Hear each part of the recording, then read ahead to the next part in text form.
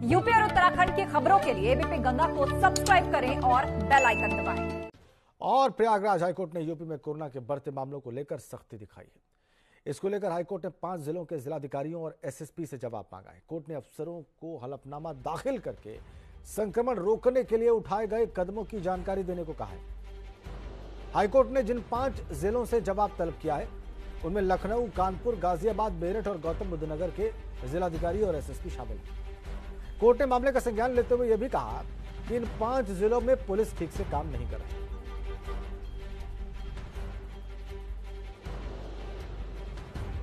तो कोरोना रोकने के लिए क्या क्या उठाए हैं कदम, ये जिलाधिकारियों को बताना पड़ेगा हलफनामा दाखिल करके अब हाईकोर्ट में। ये बड़ी खबर हम आपको बता रहे हैं और इस बारे में और ज्यादा विस्तार से हम आपको जानकारी देने वाले हैं।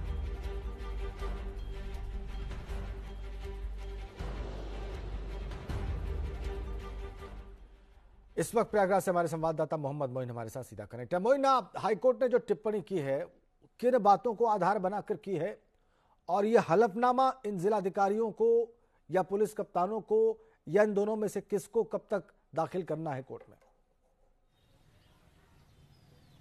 जी बिल्कुल, उत्तर प्रदेश में कोरोना के मामले जिस तरह से दोबारा तेजी से बढ़ते जा रहे हैं उसे लेकर इलाहाबाद हाई कोर्ट ने गहरी नाराजगी जताई है और उत्तर प्रदेश सरकार और इसके साथ साथ वो 5 जिले जहां पर संक्रमण की दर सबसे ज्यादा है वहां के जो डीएम हैं और जो पुलिस कप्तान है, चाहे वो एसएसपी हो चाहे पुलिस कमिश्नर हो, उन दोनों से जवाब तलब किया है। 1 हफ्ते के अंदर जवाब दाखिल करने को कहा गया है। पूछा यह गया है कि आप ये बताइए कि अभी तक आपने संक्रमण रोकने के लिए किस तरह से कदम उठाए हैं, संक्रमण काबू में क्यों नहीं आ रहा है, जांचें क्यों नहीं ज्यादा हो रही हैं, संक्रमण दर बढ़ता क्यों जा रहा है और इसके साथ साथ आगे आप किस तरह के एहतियाती कदम उठाने जा रहे हैं, किस तरह के आगे कदम उठाएंगे। तो इन सब बातों को लेकर 1 हफ्ते के अंदर जवाब दाखिल करना है इन 5 जिलों के डीएम को और पुलिस कप्तानों को। इसके साथ साथ उत्तर प्रदेश में जो कोरोना के मामले बढ़ रहे हैं उसको लेकर भी हाई कोर्ट ने नाराजगी जताई है।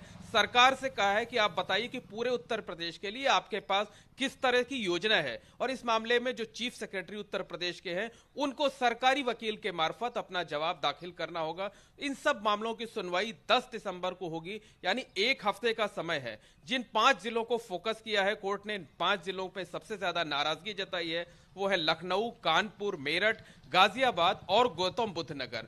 और कहा है सरकार को कि आप वहां जो स्थानीय प्रशासन है उनके साथ कोऑर्डिनेट करिए, वहां विशेष इंतजाम कराइए, जांच की सुविधाएं बढ़ाइए और एक सबसे अहम बात यह कही है कि इन 5 जिलों में जो लोग बाहर से आ रहे हैं उनकी जांच के इंतजाम किए जाएं। यानी इन 5 जिलों में अब जो लोग बाहर से आएंगे उनकी पहले जांच की जाएगी, उसके बाद उनको वहां पर रहने की इजाजत दी जाएगी। हालांकि ये इतना आसान काम नहीं होगा और यही वजह है कि सरकार को और जो स्थानीय सरकारी अधिकारी हैं उनको हलफनामा देना होगा कि इस बारे में उनके पास क्या योजना है, किस तरह से वो काम करेंगे, किस तरह से रैंडम चेकिंग करेंगे।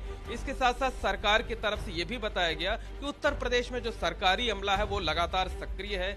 37 जिलों में ड्रोन कैमरों के जरिए निगरानी की जा रही है।